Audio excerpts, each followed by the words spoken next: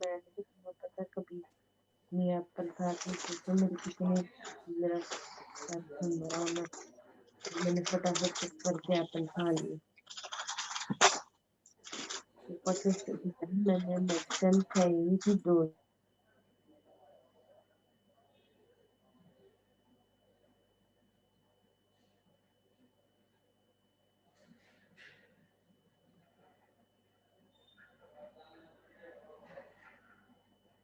Hamza Hussain here, year-old student.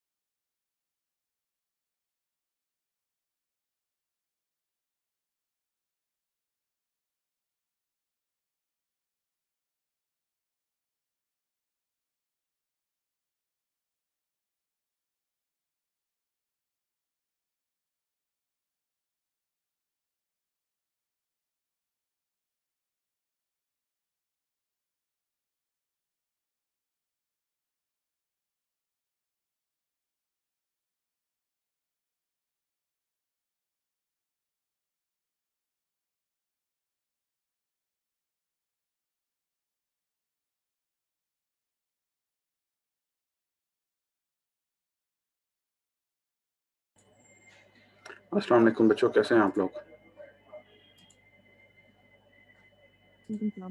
वालेकुम सलाम sir. वालेकुम अस्सलाम सर, अपना कैसे हैं? जी अल्लाह का एहसान, ठीक ठाक।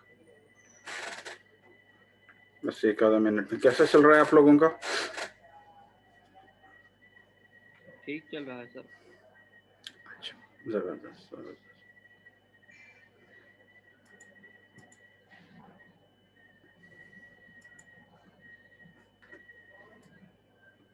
सर शोर आ रहा है।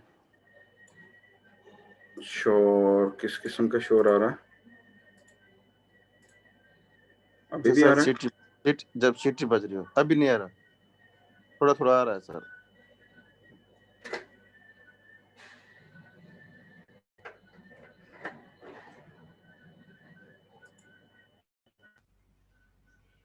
अब देखिए जरा। खत्म हो गया सर, खत्म हो गया, बस नॉर्मल है, नॉर्मल थोड़ा सा, अब नहीं है। राइट।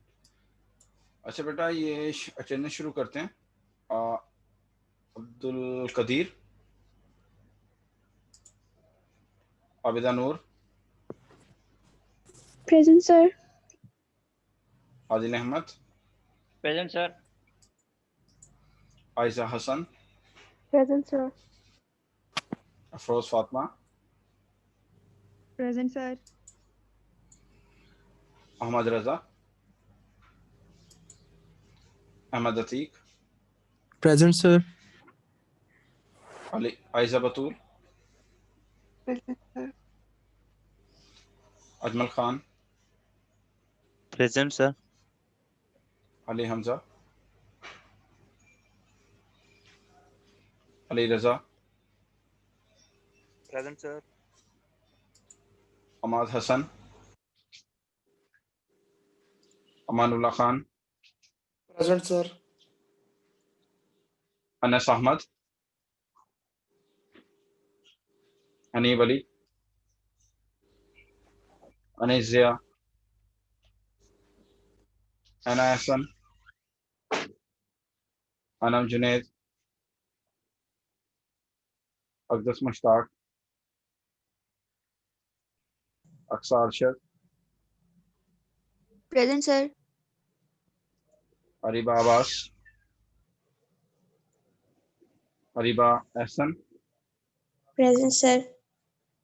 अरीशा सियान, Present, sir. Asad Malik, present sir. Asad Zakir, present sir. Atiq Hussain, Awais मजहर, Aska Farooq, Present, sir. Bashir Ahmad, Danish Wasim, Daniyal Hasan, present sir. दुरी अदन,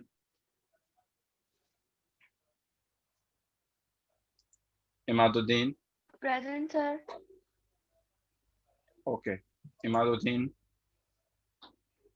फाइक Aamir, present sir. Faheem Haider, present sir. फरवा सुहेल, गुलाम रसूल, प्रेजेंट सर। हाफिज अब्दुल बासित, हामिद इकबाल, हिबा खान, इकरा Khalid, Present, sir. Jahanzeb Hasan, Javeria Naveed, Present, sir. Junaid Jamshed, present sir. Laiba Nadeem. Present, sir. Laiba Nadeem के बाद हैं Maham Qadeer, Maham Qadeer, Maham Shabir, Present, sir. Mahnoor clinical psychology, Present, sir. Mahnoor आया, Present, sir. मारफ रजा, Present, sir. हरवा Masood, Present, sir. Manahil Munir, Present, sir. موریسی نویدو, Present. Moin Akhtar, present sir. Muhammad Hassan, Yes, sir. Muhammad Muhammad Hassan. Umar, okay, Muhammad Umar, Badini, Abbas Badini, Present, sir. Present. Muhammad Ahmed, Present. Okay, Ammar Haider, Anas Malik, Aneeb Altaf, Farooq Khalid, Present, sir. Okay, Muhammad Hamza, Hamza Faruqi, Hamza Munir, Hamza Munir, Yes, sir. Okay, Muneeb Khalid, Sir Muhammad Hamza Faruqi, present. Okay, Muhammad Saqib, Mohammad Sakir, present sir. Shahzeb Khan,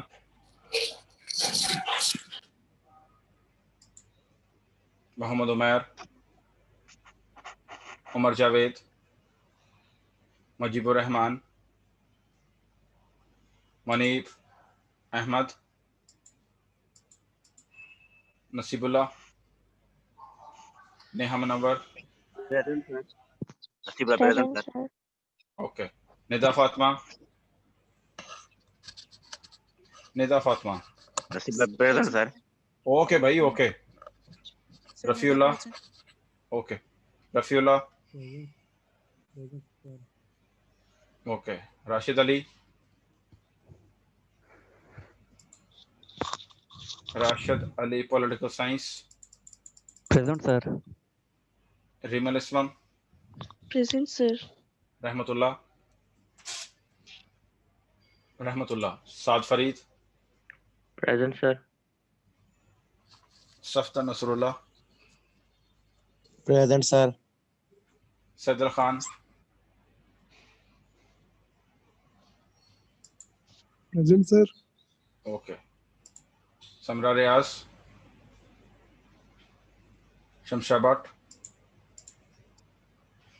شان Ali, Present, Present, sir. sir. Sir Question, sir. Present.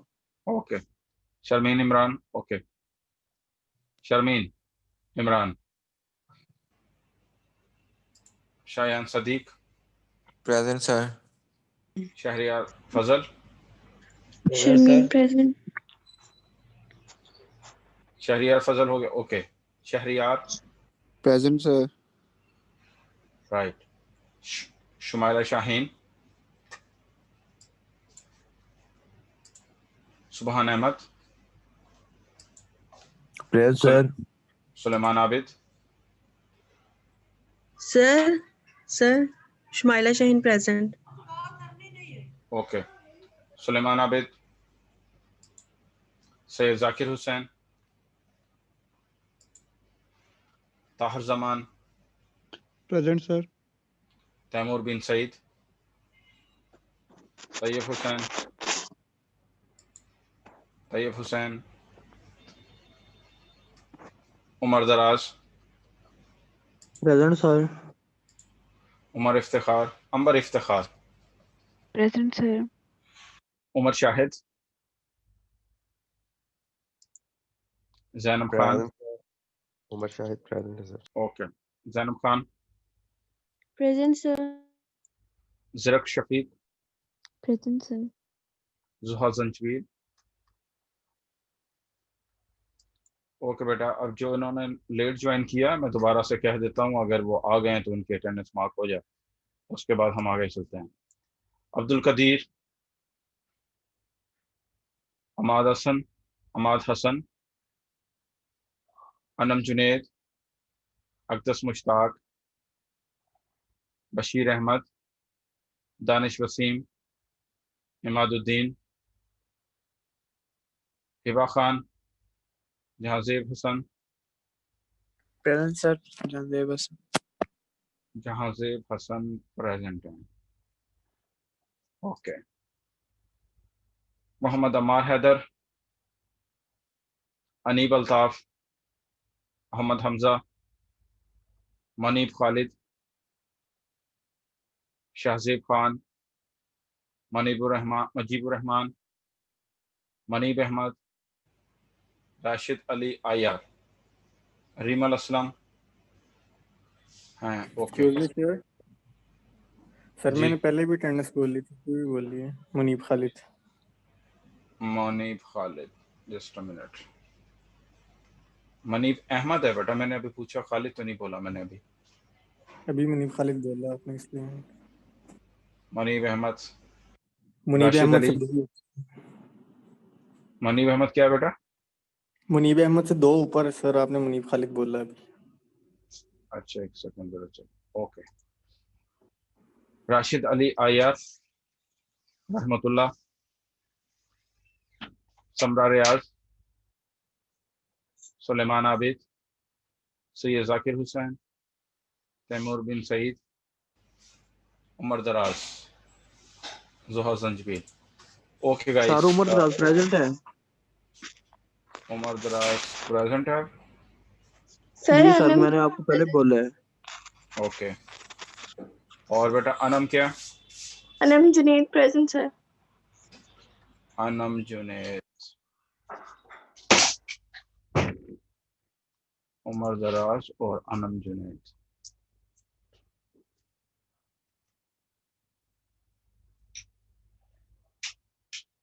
Right. So making a connection with my last lecture, guys. In my last class with جی بیٹا.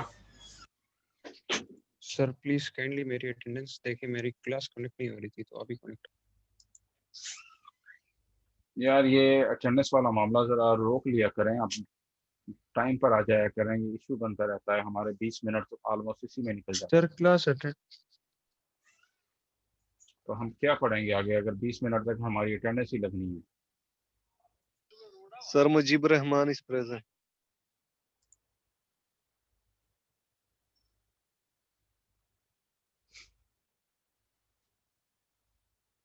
بیٹا آپ لوگ وقت سے پہلے اپنے آپ کو نا ریڈی رکھا کریں, تاکہ بعد میں ہمیں یہ ان اینڈنگ پروسیس نہ چلنا پڑے ہمارا.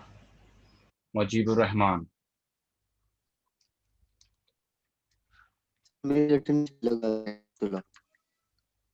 او بھائی ہو گئے, کون بات کر رہا ہے ابھی؟ رحمت اللہ. تو بس وہ کر دیے نا یار, کیا ہو گیا آپ کو؟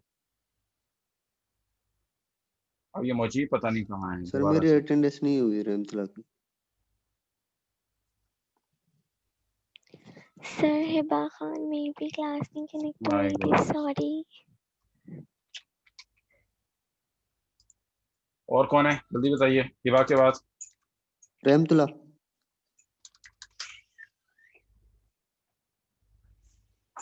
رحمت اللہ. اور مجیب. یس سر مجیب الرحمان.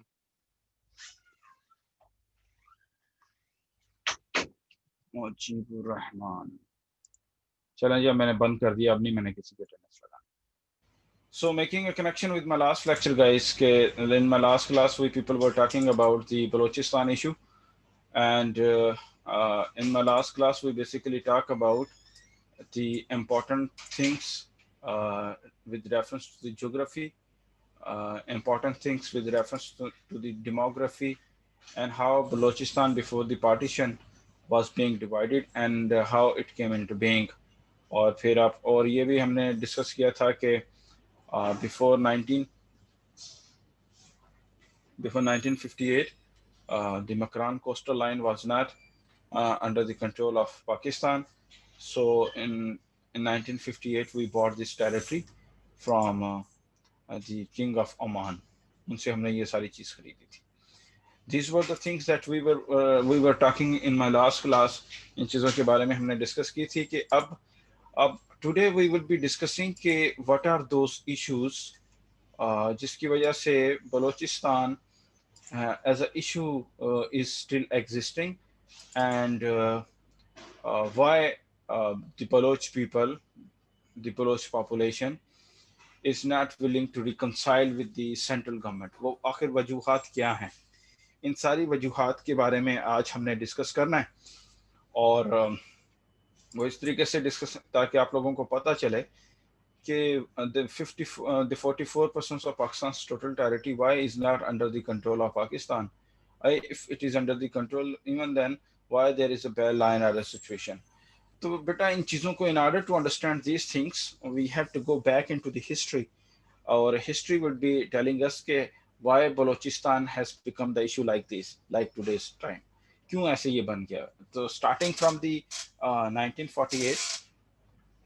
1948 के बारे में ये there are basically 5 different conflicts जिनको insurgency भी कहते हैं. In one way or the other, you would be finding the reasons why Balochistan has become a very complicated issue. As I told you that before the partition of subcontinent, Balochistan was divided into 2 parts. One was the native Balochistan, the other was the British Balochistan.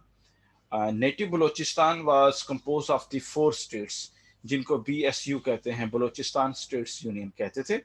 And Balochistan States Union की जो सबसे powerful state थी, that was known as the Kalat princely state. And the king of Kalat, या जिसको Khan of Kalat भी कहते थे, he was the very popular and the powerful leader. And rest of the 3 princely states, Kharan, Makran, and Lasbela, these were the smaller princely states and comparatively weak princely states. So these states, Kharan, Makran, or Lasbela, ये जो princely states थी, these princely states, in one way or the other, they used to take protection from the Khan of Kalat, and they used to pay money, annual money, to Khan of Kalat in order to have the protection from the external threats. तो मतलब क्या है? Balochistan States Union जो थी, BSU, was composed of 4 peninsula states, Kalat, Kharan, Makran, and Lasbela. Right. But Khan of Kalat was the main person here. Main person, ये बहुत ज़्यादा powerful आदमी था. यहाँ पे किंग भी था, और BSU को और नेटिव बलोचिस्तान का सबसे powerful ruler यही था. And now there is a controversy regarding the circumstances in which the Kalat princely state was being included in Pakistan. Controversy है, different books के अंदर different चीजें लिखी गई हैं, and propaganda is also very much there. Without going into the conspiracies और ये क्या हुआ था, the very first thing is that the government of Pakistan was of the opinion that Khan of Kalat gave the consent to be a part of Pakistan, because according to the division plan of 1947, subcontinent के division plan के मुताबिक, no princely state was allowed to announce its independence. The princely states in subcontinent, they were supposed to either take the side of India or Pakistan. And as I told you in my last class, that in the whole subcontinent there were almost 564 princely states, and out of those 564 princely states, 13 princely states, they came in Pakistan, यानी कि they wanted to join, or they were in this territory of Pakistan, वो इस territory के अंदर थे. अच्छा, earlier in the division plan, there was a provision that princely states, they can have their independence, वो अपनी independence रख सकते हैं. लेकिन on the persuasion of the Gandhi and the Nehru ji, आप लोगों को पता है इंडियन के ये प्राइम मिनिस्टर भी थे. Nehru was of the opinion that if the 564 countries out of 13, and ultimately they were willing to join Pakistan, and the rest of the princely states, if they are allowed to announce their independence, then the whole subcontinent would be divided into different princely states, different independent sovereign princely states, and there would be no map of India. ये जो आज इतना बड़ा unified India है, ये नहीं होगा. तो earlier plan में था ये, लेकिन on the persuasion of the Jawaharlal Nehru, this provision was excluded, and now it was made mandatory for the princely states either to join India or Pakistan. But no princely state was allowed to announce its independence.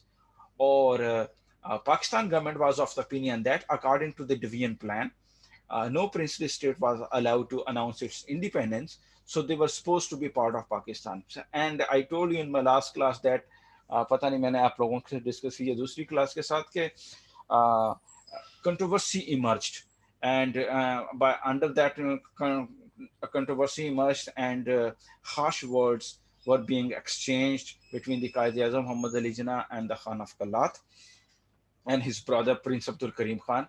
And somehow after a few days, what happened, that the Kalat princely state was being made to have their accession with Pakistan. The government of Pakistan made Kalat princely state a part of Pakistan, and by hook or crook, there is a controversy that since the Khan of Kalat wanted to remain as a sovereign state रहना चाहता था, and Pakistan forced them, Pakistan उनको मजबूर किया, and इस वजह से they became a part of Pakistan. Otherwise, they were not willing to be part of Pakistan. And now this is a controversy. By force, the Khan of Kalat is being made a part of Pakistan, or Pakistan government was having the legal status, international right, ethical, moral, and political right to make them a part of Pakistan. अब बेटा ये अपने mic बंद रखें. तो कहने का मतलब है ये कंट्रोवर्सी हुई. अच्छा खैर, अब क्योंकि no princely state was allowed to announce its independence, that's why the government of Pakistan was of the opinion that a state within a state can never be made. State within a state नहीं बन सकती. इस वजह से Pakistan made the Kalat state a part of Pakistan. अब इसके बाद वहाँ पे क्योंकि खान ऑफ कलात की अपनी फौज थी, उसके अपना सिक्योरिटी सिस्टम था, और वो BSU को सिक्योरिटी प्रोवाइड किया करता था, तो उसका जो ब्रदर था प्रिंस अब्दुल करीम खान जो थे, उन्होंने he started to raise weapon against the state of Pakistan. उन्होंने वेपन्स स्टेट किए, कुछ पहाड़ों पे चले गए और कुछ अफगानिस्तान चले गए, जो पाकिस्तान की गवर्नमेंट ने इनके खिलाफ ऑपरेशन शुरू किया. लेकिन खैर बाद में इन्होंने माफ़ी मांगी स्टेट ऑफ पाकिस्तान से, तो ये बना कि, लेकिन from that point up till now Khan of कलात के जो डेसिडेंट हैं, जो उसके जो फॉलोअर्स हैं या उसके जो फैमिली के जो लोग हैं, they were of the opinion that the state of Pakistan made them by force to be a part of Pakistan. We were not willing to be a part of Pakistan, and इसी वजह से they have raised weapon. अभी उनका एक पोता है Khan of कलात का, उस वक्त का खान ऑफ कलात का जो पोता था मीर सुलेमान दाऊद अभी भी लंदन में है, और वहाँ से उन्होंने कलात की इंडिपेंडेंस का ऐलान किया हुआ है. और somehow उस वक्त से लेकर आज तक स्टेट ऑफ पाकिस्तान और उस टेरिटरी के अंदर रहने वाले लोगों के दरमियान एक कॉन्फ्लिक्ट चल रही है. तो दिस इज अ पॉइंट. मैंने कंट्रोवर्सी डिस्कस नहीं की, मैंने सिर्फ इसको लीगल पॉइंट से डिस्कस करने की कोशिश की है कि कंट्रोवर्सी के अंदर बहुत सारी चीज़ें हैं जिनको हम डिस्कस कर सकते हैं, लेकिन again there is no need of it. बस समझना ये है कि गवर्नमेंट ऑफ पाकिस्तान का स्टैंड क्या था और खान ऑफ कलात का स्टैंड क्या था, इन दोनों में कॉन्फ्लिक्ट हुई है. From that point onward up till now that conflict is still going on, और इस वजह से बलूचिस्तान के हालात खराब करने में इसका भी बड़ा अहम किरदार है. साकी बेटा क्या कहना चाह रहे हैं? सर ये जो नवाब अकबर भुगटी था ये तो बलूचिस्तान का था, इसका कोई बेटा अभी इसके ऊपर नहीं बात करें, हम 1948 की बात करें, अकबर भुगटी के भी ऊपर आते हैं. तो खान ऑफ कलात ने के साथ जो प्रॉब्लम हुआ 1948 के अंदर हुआ, और फिर ये इशू बन गया पाकिस्तान और स्टेट के दरमियान. तो तब से ये कॉन्फ्लिक्ट अभी तक चल रही है. और recently as I told you that Mir Suleman Dawood जो हैं खान ऑफ कलात के जो पोते हैं, वो लंदन में बैठकर उन्होंने ये जो बेहैसियत दी हेयर, और जो जिसको कानूनी वो कहते हैं यानी कि निगरान बनने के तौर पे उन्होंने उसको अनाउंस कर दिया. अब आगे चलते हैं. सेकेंड इंसर्जेंसी को समझना भी बहुत ज़रूरी है. Second insurgency started in 1958-59. इसकी 2-3 वजूहात थी. देखें कंट्रोवर्सीज हैं. हम as students of political science and IR and Pakistan studies, we are not supposed to talk about the controversies. Rather, we have to understand the stance of both parties, जिसकी वजह से conflict हो रही है. Controversies में अगर जाएंगे, जज्बाती होंगे, बातें करेंगे, तो उसका कोई फायदा नहीं है. हमने चीज़ों को समझना है कि किस वजह से बलूचिस्तान का जो इशू है वो अभी तक बर्न हो रहा है, चल रहा है. सेकंड बात जो हमने ये करनी है वो ये है کہ سیکنڈ کانفلکٹ اسٹارٹڈ ان 1958-59 اور اس کا جو مین ہیڈ تھا وہی واز بیسیکلی دی نواب نوروز خان. یہ کیوں کانفلکٹ شروع ہوئی؟ اس کے 2-3 وجوہات تھیں. ایک پہلی وجوہات تھی کہ 1 یونٹ اسکیم پورے کے پورے ویسٹ پاکستان کو کنورٹ کر کے ایک 1 یونٹ بنا دیا گیا تھا. اس کے خلاف ان کو کانفلکٹ تھی. دوسری جو بات یہ تھی کہ یہ جو وہ کہہ رہے تھے کہ یہ تو کسی بھی صورت میں ہمارا رائٹ دینے والے نہیں ہیں، بلکہ انہوں نے مرج کر دیا اور 44% کو بھی ایک صوبے کے طور پہ ماننے کے بجائے انہوں نے ایک پروونس بنا دیا. ایک بات. اور دوسری بات یہ ہے کہ اس زمانے میں یہ جو ٹرائبل ایریاز ہیں، مور اسپیسیفکلی جو بلوچ ٹرائبل ایریاز ہیں، ظاہری قبیلے اور ادھر ادھر بھگٹی، مینگل وغیرہ کی ٹیریٹری سے گیس ریزروز نکلنا شروع ہو گئے تھے. And the government of Pakistan was basically installing its security check post in the region in order to provide protection for the protection to the servants which were supposed to extract gas and other resources.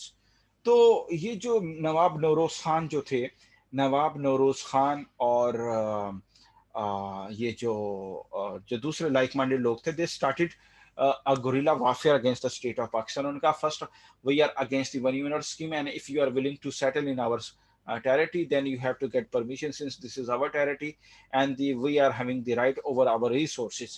We are not supposed to extract it. Somehow conflict started. Conflict start ہوئی. نواب نوروز خان جو تھے انہوں نے اور ان کے like minded لوگوں نے they raised weapon against the state of Pakistan. تو پھر ایک کنٹروورسی جنریٹ ہوئی اور پھر ان کو کچھ قسمیں دے کر نیچے اتارا گیا پہاڑوں سے اور ان کے بچے بیٹے اور کچھ یہ جو بھانجوں کو حیدرآباد جیل کے اندر پھانسی دے دی گئی ریبیلین کرنے کی وجہ سے. اور نواب نوروز خان کو بڑی عمر ہونے کی وجہ سے پھانسی نہیں دی گئی اور ان کو قید میں رکھا گیا. اب اس کے بارے میں یہ کہا جاتا ہے کہ ہی اسٹل الائیو، وہ ابھی تک زندہ ہے. اس وقت اگر وہ 60-70-80 سال کا تھا تو کہتے ہیں یہ ابھی تک زندہ ہے. پتہ نہیں کتنی کنٹروورسی اس کے بارے میں. لیکن ایشو کیا تھا اس سیکنڈ انسرجنسی کا کہ بلوچستان کے لوگوں نے اسٹیٹ کے خلاف ہتھیار کیوں اٹھائے، اس نواب نوروز خان اور لائک مائنڈیڈ لوگوں نے. اس کی وجہ یہ تھی کہ 1 یونٹ اسکیم اور ریسورسز کے اوپر جو شیئرنگ کے اوپر کنفلکٹ تھی. یہ بھی ایک بہت، اور اس کے جو ڈسینڈنٹ ہیں they are still claiming کہ ان کے ساتھ زیادتی ہوئی ہے اور وہ بھی اسٹیٹ آف پاکستان کے خلاف اپنا جو سٹینس صحیح نہیں رکھتے. تو ایک بلوچستان کے اندر خان افقلات کے ڈسینڈنٹ جو ہو گئے وہ، اور اس وقت جو نواب نوروز خان کے جو ڈسینڈنٹ ہو گئے وہ، ان دونوں کے درمیان ابھی بھی کانفلکٹ چل رہا ہے اسٹیٹ کے ساتھ. تو یہ دوسری کانفلکٹ ہوگی. اب آتے ہیں تھرڈ کانفلکٹ کے اوپر. تھرڈ کانفلکٹ اسٹارٹڈ ان 1963 اور یہ چلی ہے تقریباً 6 سال. From 63 to 69. یہ conflict comparatively, this conflict was comparatively bigger, more horrific and full of violence. اور اس کی بھی ایک ریزن تھی. اس کا پہلے ماننا ہے کہ پروپوننٹ کون تھا.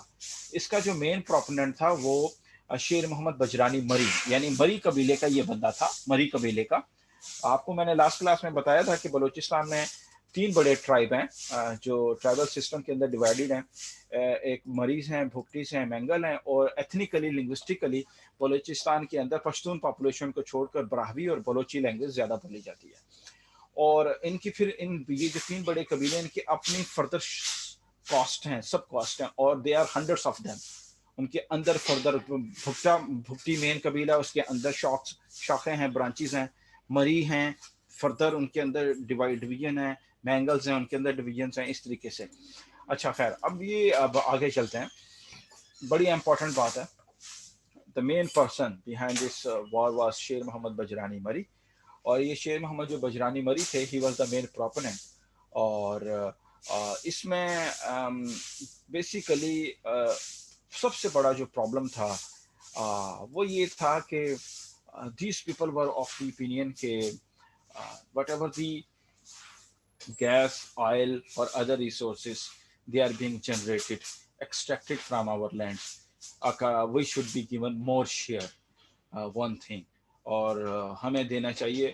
اور یہ ادروائز ہمارے کھڈے ہوں گے. اور یہ ٹرائبل لوگ تھے and they were not willing to reconcile with the demands of the state. تو انہوں نے گوریلا وار شروع کی اور پھر جتنا بھی انفراسٹرکچر گورنمنٹ وہاں پہ بناتی تھی یہ اس کو سبوٹاج کر دیتے تھے, اڑا دیتے تھے. ریلویز کو ڈسٹرائے کرنا شروع کر دیا, کانوائز کے اوپر انہوں نے ایمبوش کر کے گھات لگا کر حملہ کرنا شروع کر دیا, اور بڑے مسئلے مسائل بنے بہت زیادہ, اور 6 سال چلی. اور 6 سال چلنے کا مطلب ہے کہ کتنا بلوچستان کا تقریباً 72,000 کلومیٹر کا اسکوائر کلومیٹر کا جو ایریا تھا, جو اوور تقریباً 72,000 کلومیٹر کا جو ایریا تھا, that was directly or indirectly being affected by the guerrilla warfare being raised by the شیر محمد بجرانی مری and his like-minded people.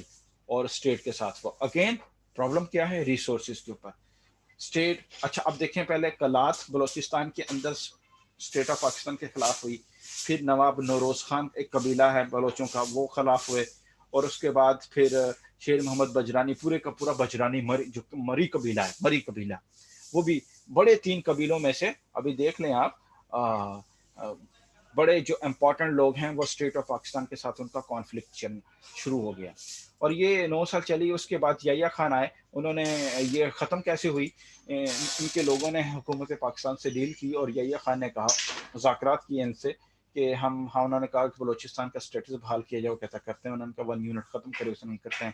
تو دس از ہاؤ ایک پیس سیٹلمنٹ ہوئی گورنمنٹ کے پاس, گورنمنٹ کے درمیان اور ان لوگوں کے درمیان, اور some how the issue was resolved.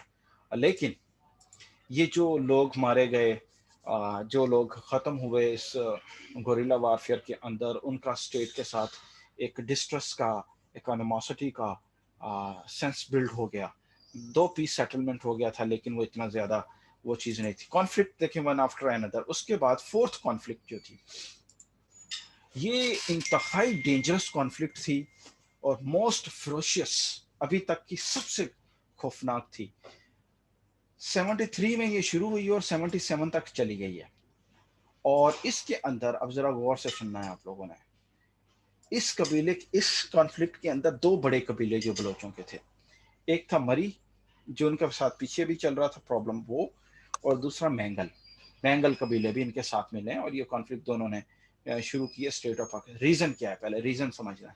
اچھا, پہلے اس کا مین پروپوننٹ تھا خیر بخش مری, مری قبیلے کا بہت بڑا لیڈر خیر بخش مری. اور خیر بخش مری تھا, انہوں نے یہ میں آپ کو پہلے ریزن بتاتا ہوں, اس کے بعد ہم آگے چلیں گے. خیر بخش مری صاحب, یہ ہوا یہ تھا کہ 71 کے اندر recently Pakistan was disintegrated, and the coalition government in Balochistan and the coalition government in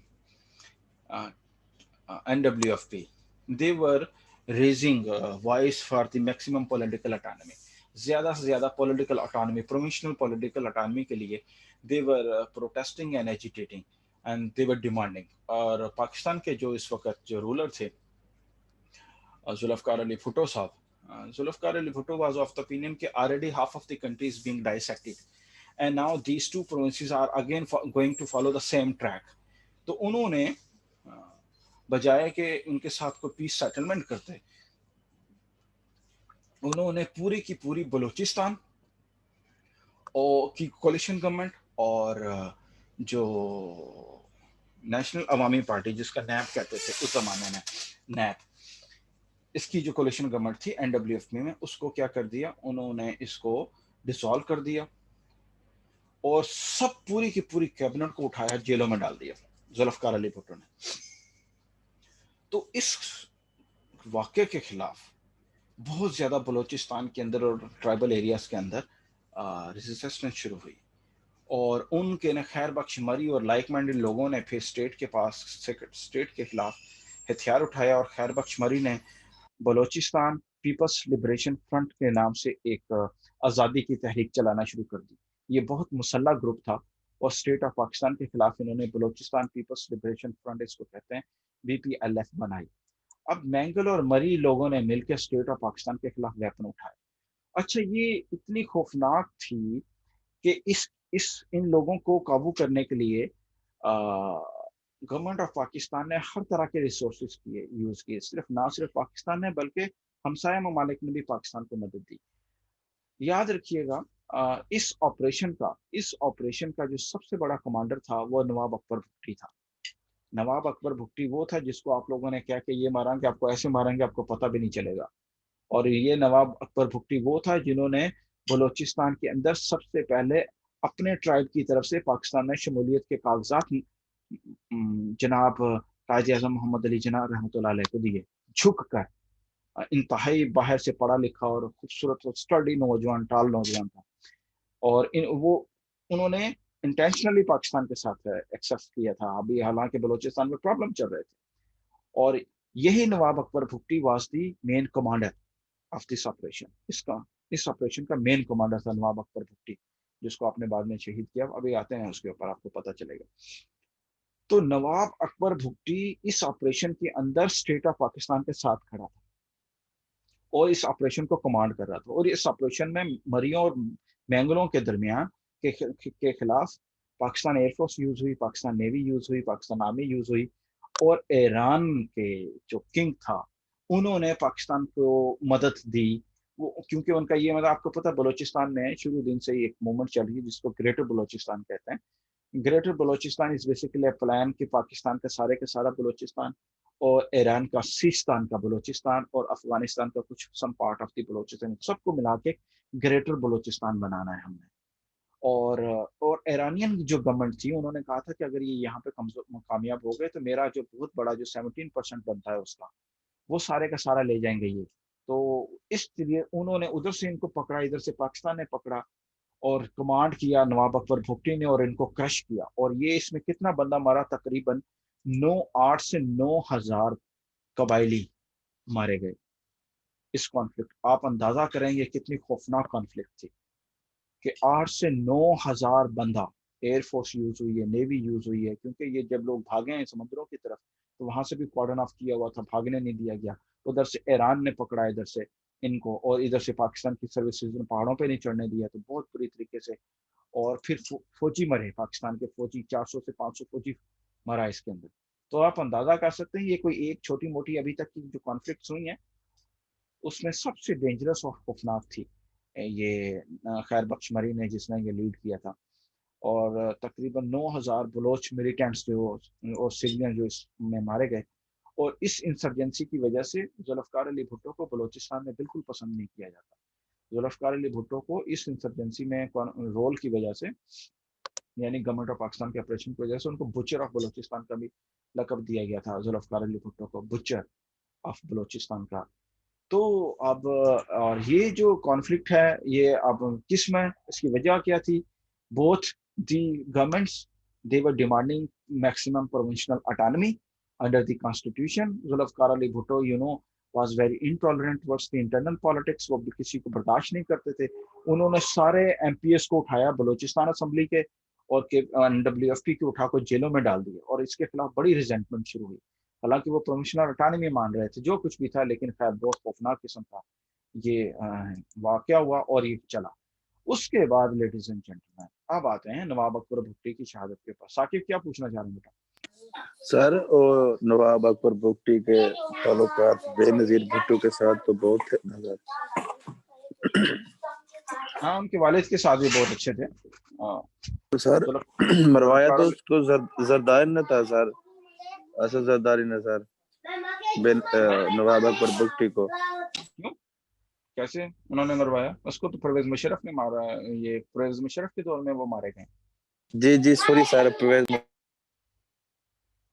अच्छा आगे चलते हैं बेटा, अब आगे चलते हैं। बड़ी इंपॉर्टेंट बात है वो अभी अब आप लोगों ने डिस्कस करनी है। ये जो फिफ्थ इंसर्जेंसी है, इट स्टार्टेड इन 2004 और अभी तक चल रही है, लेकिन इसमें बड़ी हद तक कमी आ गई हुई है। लेकिन 2004 के बाद जब नवाब अकबर भुट्टी को फिर जो 2006 में जब उनको शहीद किया गया तो इस वाक़े के अंदर के खिलाफ बहुत ज़्यादा मसले हुए। लेकिन इसको समझना ज़रूरी है कि प्रॉब्लम क्या था।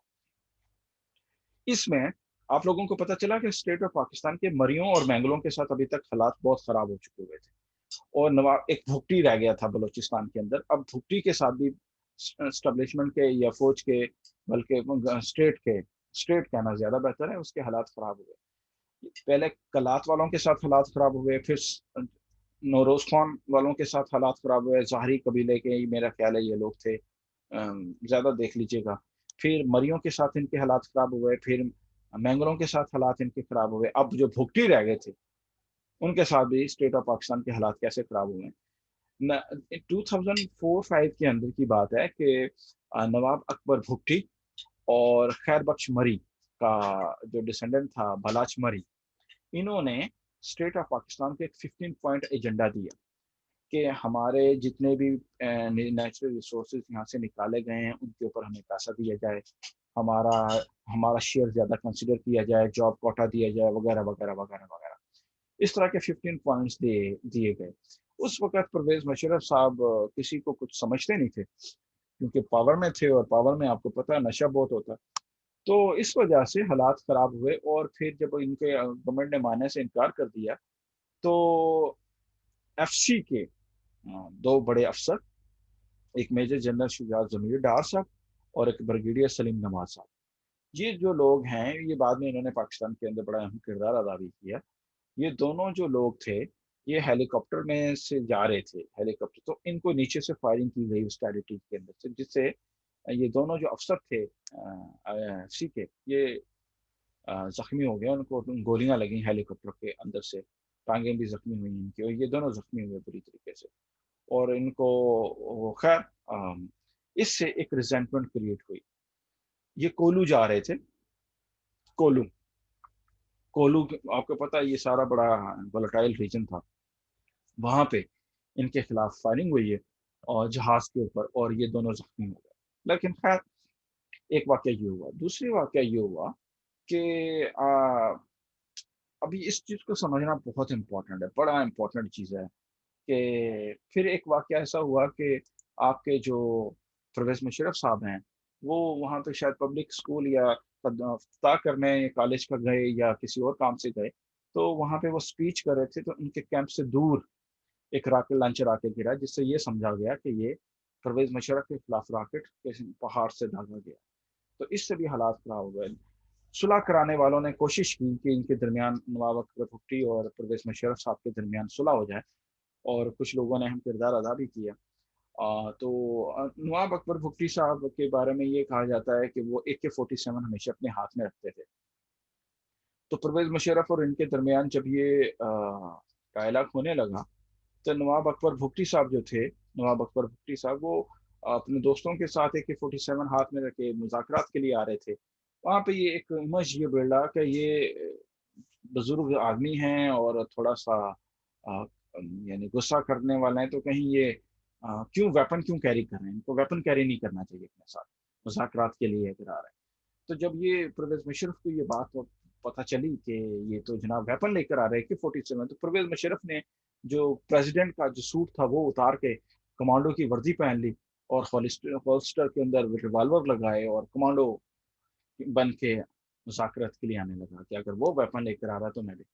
तो नवाब अकबर भुट्टी साहब को जब ये पता चला कि वो तो जनाब कमांडो बन के आ रहा है, तो उसने कहा हम तो पहले स्टेट ऑफ पाकिस्तान से मुज़ाकरात करना जा रहे थे, हम किसी फौजी अफसर से तो मुज़ाकरात नहीं करना चाहते। तो ये मामला क्या हुए, ये इस मामला की वजह से हालात दोनों के दरमियान जो सुलह सफाई की जो कोशिश थी वो ख़राब हो गई, और फिर हुकूमत पाकिस्तान ने इसको पकड़ने की कोशिश की, तो ये अपने बंदों को लेकर पहाड़ों पे चले गए, पहाड़ों में गार में उन्होंने पनाह ली। और वो जाने से पहले अब यहाँ पे एक बड़ी ज़बरदस्त कंट्रोवर्सी क्रिएट हुई है जिसको समझना बहुत ज़रूरी है। वो ये है कि नवाब अकबर भुट्टी साहब जो थे, नवाब अकबर भुट्टी साहब ने क्या कहते हैं इसको, जाने से पहले पहाड़ों पर जाने से पहले एक गैर मुल्की नशरियाती इदारे को इंटरव्यू में कहा कि ये जो मुझे पकड़ना चाहते हैं ये कभी भी मुझे ज़िंदा गिरफ्तार नहीं कर पाएंगे, ये मुझे गिरफ्तार नहीं कर पाएंगे। और वो अपने मुहाफ़िज़ों के साथ पहाड़ों पे चले गए, फिर उनके खिलाफ ऑपरेशन शुरू हुआ उनको गिरफ्तार करने के लिए। परवेज मुशर्रफ साहब ने भी इनके एक थ्रेट लगाया था कि मैं तुम्हें इस अंदाज में मारूंगा कि तुम्हें पता भी नहीं चलेगा, हम आपको ऐसे मारेंगे कि आपको पता भी नहीं चलेगा। तो अब ये दो स्टेटमेंट हैं हमारे सामने जिसकी वजह से ये डायलेमा क्रिएट हुआ। अब आप लोगों ने समझना है कि प्रॉब्लम क्या था। अच्छा, अब ये हुआ ये कि ये जो सिचुएशन क्रिएट हुई है और ये पहाड़ों पर गए, इनके खिलाफ जब ऑपरेशन हुआ تو یہ آلموسٹ 80 سال کے قریب ان کی عمر تھی. نواب اکبر خان بھٹی کی بزرگ ہو چکے ہوئے تھے, ضعیف تھے, لیکن پھر بھی ان کی آئی سائٹ بہت اچھی تھی. وہ AK-47 اور بڑے جوانوں کی طرح چلا کرتے تھے, بڑے اسٹرانگ تھے. خیر اب یہ سارے جو معاملات تھے, تو فوجی جب ان کو گرفتار کرنے جا رہے تھے, ان کے غار کے قریب پہنچے, پہاڑوں پر غار کے قریب, تو ہوا یہ کہ کیونکہ انہوں نے یہ کہا ہوا تھا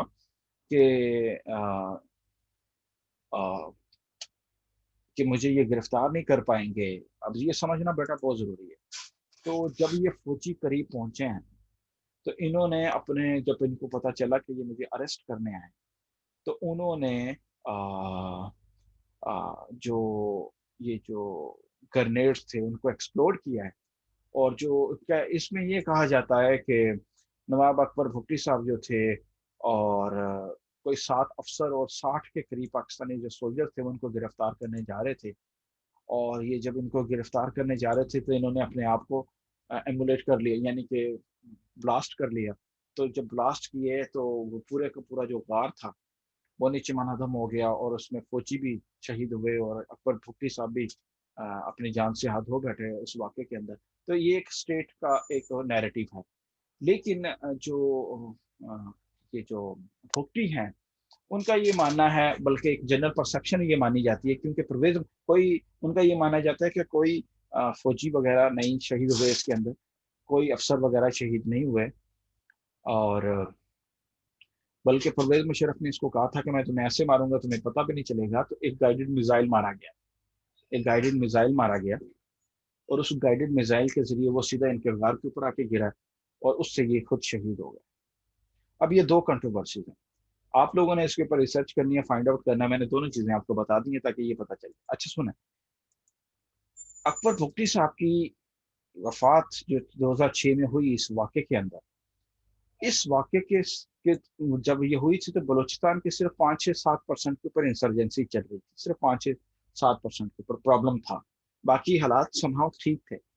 اکبر بھٹی صاحب کی وفات کے بعد کیا ہوا کہ اتنی زیادہ ریزنٹمنٹ ہوئی. اب وہ کلات والے بھی اکٹھے ہو گئے, نوروز خان والے بھی اکٹھے ہو گئے, بھٹی بھی اکٹھے ہو گئے, مری بھی اکٹھے ہو گئے, مینگل بھی اکٹھے ہو گئے, اور پھر بلوچ پیپلز لبریشن فرنٹ بنی, اور اس کو ایکسٹینڈ کیا گیا مریوں کی طرف. پھر BLA بنے گی, بلوچستان لبریشن آرمی, BLF بنائے گی, بلوچستان لبریشن فرنٹ, اور اس طریقے سے بے شمار ڈیزیڈنٹ گروپس بن گئے, اور انہوں نے ویپنس اٹھا لیے, اور ان ویپنس پھر انہوں نے ایکسٹرنل فورسز سے بھی پیسے لیے, فنڈنگ لی, ٹریننگز لی.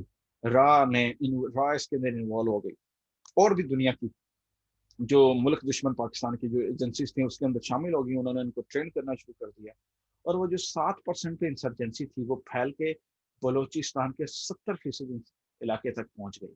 اور اس کی وجہ سے حالات لا اینڈ آرڈر سچویشن کے اتنے خراب ہوئے کہ پورے, اور پھر گالی دی گئی. پھر بلوچوں نے سیٹلرز, جتنے بھی وہاں پہ سیٹلرز تھے, اور سب سے زیادہ جو سیٹلرز تھے وہ پنجابی تھے, ان پنجابیوں کو چن چن کے مارا گیا. پورے یونیورسٹیز میں, کالجز میں, ہاسپٹلس میں, clerical staff, shop keeper, business man, جہاں پہ یہ نظر آتے تھے پنجابی, ان کو انہوں نے مارا کیونکہ یہ پنجاب نے مارا. اس کا میں آپ کو بتاتا ہوں کہ ان کے درمیان کتنی زیادہ ریزنٹمنٹ تھی. وہ یہ ہے کہ ایک دفعہ ایک فوج, میرا خیال ہے سوئی ڈیرہ بھگٹی کے قریب ایک پبلک اسکول بنا تھا. پبلک اسکول کے افتتاح کے لیے کچھ فوجی گئے, کچھ واقعہ اس طرح کا ہے, لیکن جو چیز سمجھانا چاہتا ہوں وہ ذرا سوچ لیجیے گا کہ ایک کلاس روم کے اندر بلوچ اسٹوڈنٹ بیٹھے ہوئے تھے چھوٹی کلاس کے, اور وہاں پہ 2 تصویریں لگی ہوئی تھیں. ایک اوپر تصویر لگی ہوئی تھی قائد اعظم صاحب کی رحمۃ اللہ علیہ کی, جو نیچے لگی ہوئی تھی پرویز مشرف صاحب کی. اب میں آپ کو بتانا چاہ رہا ہوں کہ بلوچستان کے اندر اس کو کیسے کنسٹرکٹ کیا گیا ہے کہ ہمارے معاملات کو کون کھا رہا ہے, کون لوٹ رہا ہے, کون کیا کر رہا ہے, وغیرہ وغیرہ.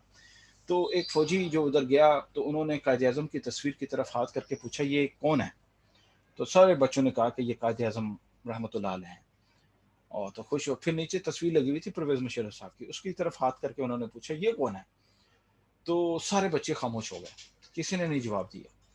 تو فوجی بڑا حیران ہوا کہ یہ جو افسر تھے یہ بڑے حیران ہوئے کہ یہ پرابلم کیا ہے, انہوں نے جواب کیوں نہیں دیا.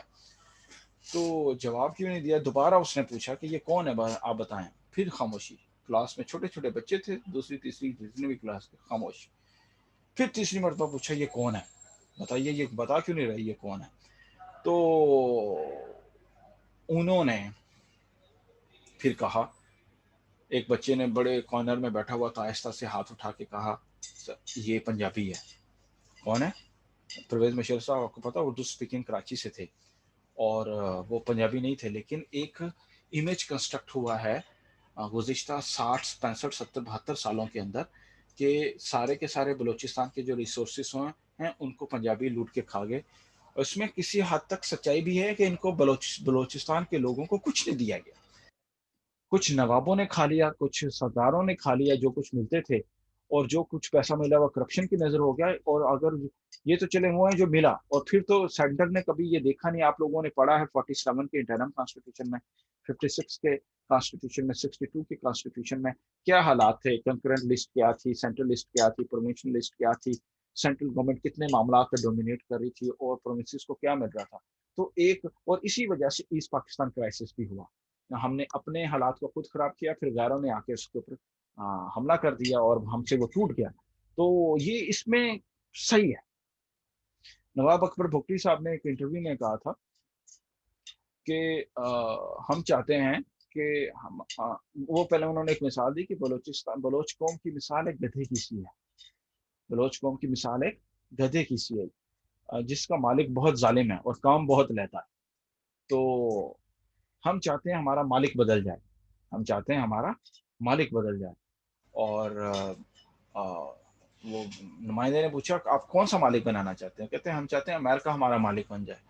سنا ہے وہ کام تو لیتا ہے لیکن کھانے کو بھی بہت دیتا ہے. اب یہ اندازہ دیکھیں کہ کیا امیج تھی اسٹیٹ کے بارے میں بلوچستان کے لوگوں کے اندر. یہ ایک 60-70 سالوں کے اندر جو احساس محرومی جنم لی ہے وہ پھر ڈیسیڈنٹ گروپس کے اندر نکلی ہے. تو اسٹیٹ آف پاکستان کو چاہیے کہ ان کی معاملات کو دیکھیں, کیوں نہیں ان کے ساتھ ریکنسیلیشن ہو سکتی. 44% ہے, اتنا منرلس کے لحاظ سے, ہائیڈرو کاربن کے لحاظ سے, میٹلرجیکل بیلٹ کے لحاظ سے, سی پورٹس کے لحاظ سے پاکستان کا یہ اکنامک ہب ہے. لیکن اسٹیٹ کی پالیسیز ایسی ہیں کہ جو پہلے تو اڈاپٹ نہیں کرتی تھی, اب جب اڈاپٹ کرنا شروع کرتی تو غیر ملکی جو ایجنٹس ہیں ان کا کردار بہت زیادہ ہو گیا وہاں پہ, اور حالات اس کی وجہ سے بہت خراب ہو رہے ہیں. اور بچے میری بات سمجھ آئیے. اب میں کوشچنس لینا چاہتا ہوں. ایک تو عبد القدیر نے ہاتھ کھڑا کیا ہے. جی عبد القدیر سر پلیز میرا اٹینڈنس لگا دینا سر. اچھا, اور بیٹا اور بتائیے. علی رضا. جی بیٹا علی رضا. جی سر, جس طرح آج آپ سر دیکھیں تو تقریباً 2 بات. بیٹا مجھے آواز نہیں آ رہی ہے علی رضا, زور سے بولیے ذرا. جی سر اب آ رہی ہے؟ جی بیٹا ہاں بتاؤ. جی سر, جس طرح آج آپ پڑھایا ہے کہ جتنے بھی ان کے مطالبات تھے تقریباً ہم دیکھیں تو 90% ٹھیک تھے. تو سر اس میں اسٹیٹ نے ماں کا کردار کیوں نہیں ادا کیا؟ دیکھا جائے تو پھر یہ سسٹم کی غلطی ہے نا, کسی پنجابی کی غلطی نہیں ہے, کسی اور کی غلطی نہیں ہے. یہ ہمارے پھر گورنمنٹ سسٹم کا کام ہے. جب ایز اے پاکستانی دیکھتے ہیں تو ہم کہتے ہیں جی سارے پاکستانی ہیں, لیکن جب ہم گورننگ سسٹم کی طرف آتے ہیں تو پھر ایک فیڈرل بن جاتا ہے, ایک پروونشل آ جاتا ہے. یہ کیوں ہے سر؟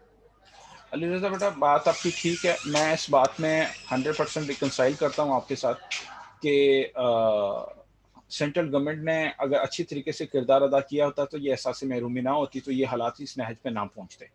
اس کا مطلب ہے کہ سینٹرل گورنمنٹ کی طرف سے بہت ساری کوتاہیاں کی گئی ہیں, اور احساس محرومی سوشل اکنامک پولیٹیکل احساس محرومی بڑھنے کی وجہ سے حالات اس نہج پہ پہنچے.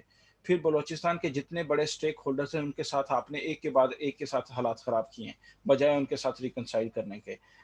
کلات والوں کے ساتھ حالات خراب ہیں. نواب نوروز خان کی میں نے آپ کو بتائی, شیر محمد بجرانی مری کی بتائی, خیر بخش مری کی بتائی, پھر مینگلوں کی بتائی, اختر اللہ مینگل, اور اس سے پہلے کے جو ان کے جو آبا اجداد سے ان کے ساتھ حالات خراب ہو گئے. پھر اکبر بھٹی جو کہ پاکستان کے ساتھ ہمیشہ کھڑا رہا, اس کو بھی آپ نے کہ یہ کیا کہ مارتی آپ کو ایسے ماریں گے کہ پتہ بھی نہیں چلے گا. وہ 70-80 سال کے بزرگ تھے, ان کے خلاف آپریشن کرنے کے بجائے اسٹیٹ جو ہوتی ہے وہ ماں ہوتی ہے, اور ماں اپنے بچوں کو ہر لحاظ سے بہلانے کی کوشش کرتی ہے.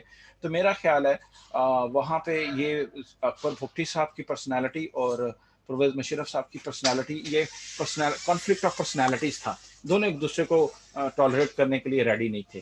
لیکن اس کے پیچھے ایک پورا بیک گراؤنڈ ہے جس کی وجہ سے اکبر بھگٹی صاحب کا یہ سٹینس ہوا کہ اگر اکبر بھگٹی بچرا بلوچستان بھی کہلانا وہ کہلائے گئے لیکن وہ اسٹیٹ کے ساتھ کھڑے ہوئے تھے، تو پھر بعد میں ان کو اس طریقے سے نہیں مارنا چاہیے تھا. اور پھر بعد میں آخر عمر میں تو نواب اکبر بھگٹی صاحب تو اپنا مالک چینج کرنے کی بات کر رہے تھے، یعنی وہ اسٹیٹ آف پاکستان کے خلاف بغاوت کا اعلان کر چکے تھے. اور نواب اکبر بھگٹی صاحب جو تھے وہ اسٹیٹ آف پاکستان کے خلاف نہ صرف بغاوت کا اعلان کر چکے تھے بلکہ ویپن اٹھا چکے ہوئے تھے. تو میرا خیال ہے کہ یہ جو دونوں سچویشنز ہیں یہ ایسے نہیں ہونی چاہیے تھی.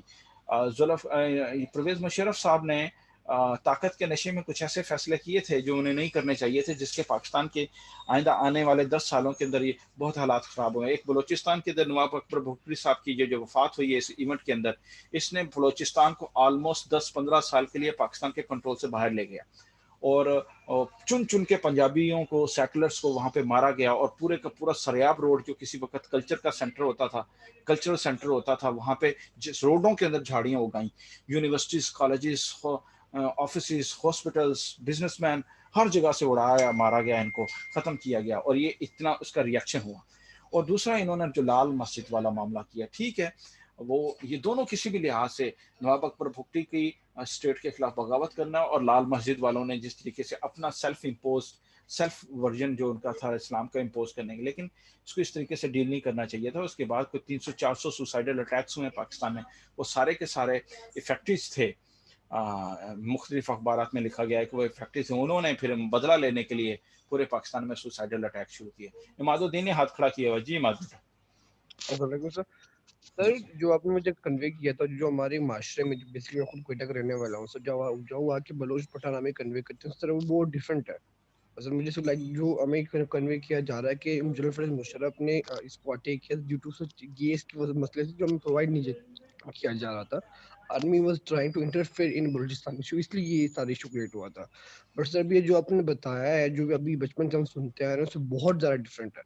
سر وہ تو تھوڑا کلیریفائی کرے کہ سر یہ جو ہمیں بلوچستان کے بچوں کو جو کنوے کیا جا رہا ہے تو اس میں ریالٹی کتنی ہے؟ اچھا، میں ایک دو چیزیں دیکھیں، میری پوری کوشش ہوتی ہے کہ میں آپ لوگوں کو دونوں سٹانس بتاؤں، دونوں پارٹیز کا سٹانس کیا ہے. ایک سیکنڈ میں آ رہا ہوں، ایک سیکنڈ. Okay sir. میری پوری کوشش ہوتی ہے کہ میں آپ لوگوں کو دونوں سٹانس بتاؤں، اور پھر آپ لوگوں نے خود دماغ بنانا ہے کہ وہ کون سی بات ٹھیک تھی. اکبر بھگٹی صاحب کی وفات کے اوپر جو معاملات ہوئے ہیں، کیسے ہوئے ہیں، انہوں نے کہا تھا میں نے خود کو نہیں دینا، اریسٹ نہیں ہونے دینا. یہ سٹانس کے انہوں نے خود کو ایکسپلور کیا، جس میں فوجی اور افسر بھی شہید ہوئے.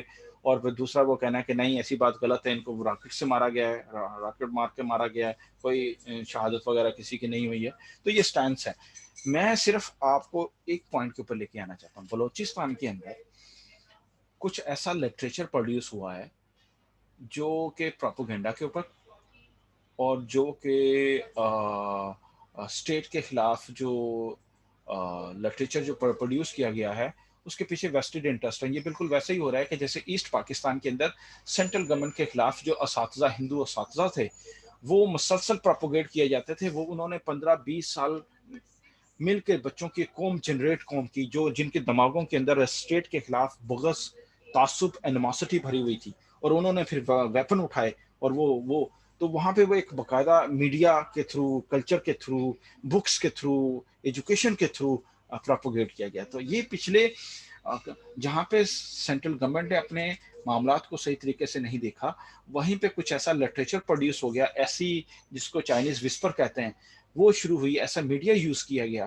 اور ایسی کمیونیکیشن یوز کیا، ایسا ڈسکورس یوز کیا، ایسے نیریٹو کنسٹرکٹ کیے گئے، جس کی وجہ سے کہ وہ پرویز مشرف جو کہ نان پنجابی تھا، بچہ اس کو دیکھ کے کہتا ہے کہ یہ پنجابی ہے، اور یہ کیا ہے، یہ پنجابی ہے. تو یہ ایک سچویشن کریٹ کی گئی ہے وہاں پہ. اس میں ملک دشمن عناصر کا بھی ایکولی پارٹیسپیشن ہے، اور ہماری سینٹرل گورنمنٹ بھی اس کے اندر رسپانسبل ہے. تو as a students of international relations and political science, what you people are supposed to do that, you are not supposed to have a lens of anything. means کہ آپ کو پتہ بلوچستان میں communist ideas کا بڑا رواج ہے، اور وہ ایک خاص قسم کا مائنڈ سیٹ رکھتے ہیں. اس کے علاوہ ایتھنیسٹی کا بڑا رواج ہے، لنگوسٹکس، پیروکل ڈفرینسز کا بہت زیادہ پرابلم ہے. تو ایک خاص قسم کے لینز لوگوں نے آنکھوں کے اوپر لگائے ہوئے ہیں، ان لینز سے وہ معاملات کو دیکھتے ہیں تو دنیا ان کو ویسی نظر آتی ہے. As a students of political science and IR، ہمیں جہاں پہ اسٹیٹ کا کردار غلط ہے اس کو غلط کہنا ہے، اور جہاں پہ غیر ملکی رائٹ جو انوالومنٹ ہے اس کو آئیڈینٹیفائی کرنا ہے، اور جہاں پہ سرداروں نے اور نوابوں نے حالات خراب کرنے میں اہم کردار ادا کیا اس کو بھی ہم نے سمجھنا ہے۔ جب یہ انتہائی ایک کمپلیکیٹڈ ایشو ہے، جب تک ہم یہ جو کنیکشنز ہیں اس کو آپس میں نہیں ملائیں گے بلوچستان کی ایکچوئل پکچر ہمارے سامنے نہیں آنی، اور اسی چیز کو ہم لوگوں نے سمجھنا ہے۔ ٹھیک ہے بیٹا اماد بیٹا؟